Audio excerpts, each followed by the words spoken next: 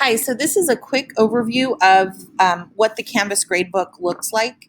I just wanted to show you some of the features so that you can set up your gradebook in a fashion that best suits you. So along the top, well, first, to access your gradebook at any time, you just click grades within the course homepage. Okay, so if I click on grades, it will take me to my gradebook. And then along the top left, you will see several options depending on how you want to view your gradebook. I'm just going to give you a quick summary of each. So Learning Mastery is going to involve like a standards-based gradebook. If you would like to import your standards, you can attach a standard to every assignment or to specific questions within quizzes, kind of like you might in Illuminate and so on. That's called the Learning Mastery view.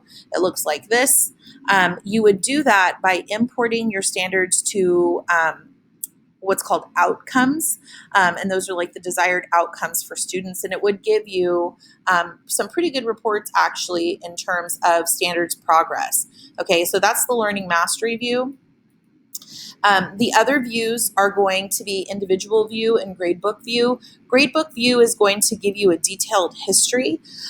It will allow you to sort by individual students as well as a date range. So if you're looking for grades for a particular student and you want to search, January through June, you could generate a single view for a particular student.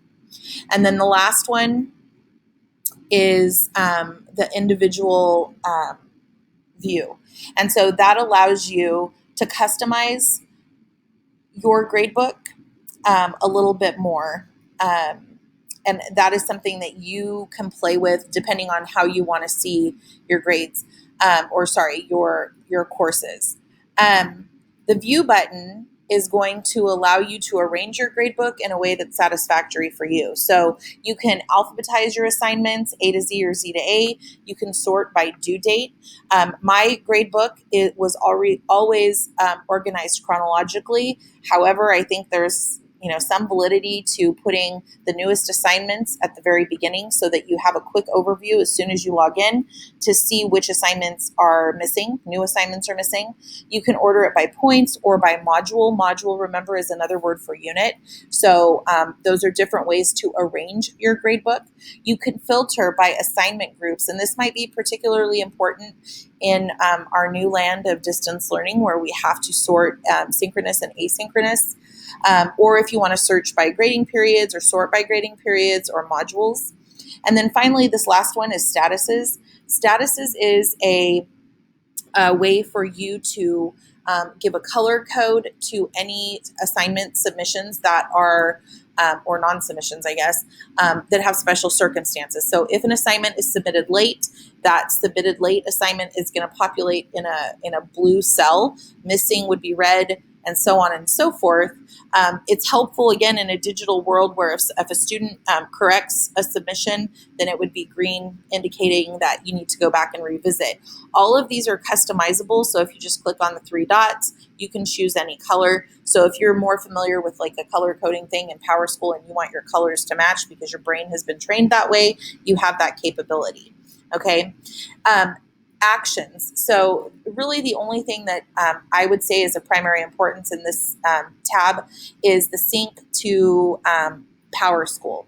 So if you are updating, if you're in just a grading frenzy and you know that your parents and students have a tendency to check PowerSchool more than Canvas for grades, then you may want to sync more regularly than whenever you have scheduled your daily sync to occur. Mine always occurred at like 2 p.m. Mountain Time. I can't even tell you when that is, but I do know that I would get irritating texts in the morning because kids would say, why did my grade change at, whatever time it was.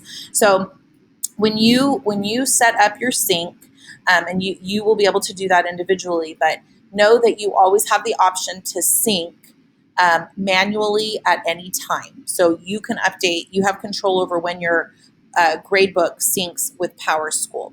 A note on that, the grade in PowerSchool is going to be the final grade, right? So that's what goes on a student's transcript, on a report card. So while the two systems, Canvas and PowerSchool, talk to one another, you want to make sure that things like the rounding up and some of those issues match. Okay, so I would go through and check to make sure that my final grades match in PowerSchool.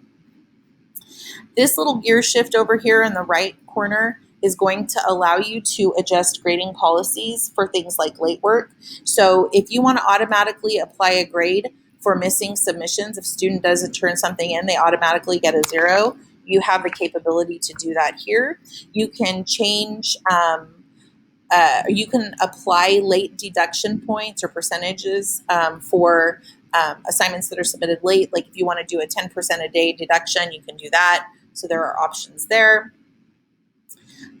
You can determine under grade posting policy, if you, as soon as you grade something, you want assignments to be visible. That would be the automatically post grades, but you also can manually post grades. So like if you want to finish grading all assignments before students see any grades, you can do that as well. And then finally, the advanced setting here allows for a final grade override. So this is something I never recognized when I was using the Canvas Gradebook. So sorry for me, too late. But you can manually override a grade. So if you have a student who has some modifications to their grade per their IEP or 504, and you need to override what appears in your gradebook, if you want to round up because the settings in the system aren't allowing for that, this advanced setting would allow you to override the final grade. PowerSchool has the same capability, so you can do it in either system, but just know that that is an option.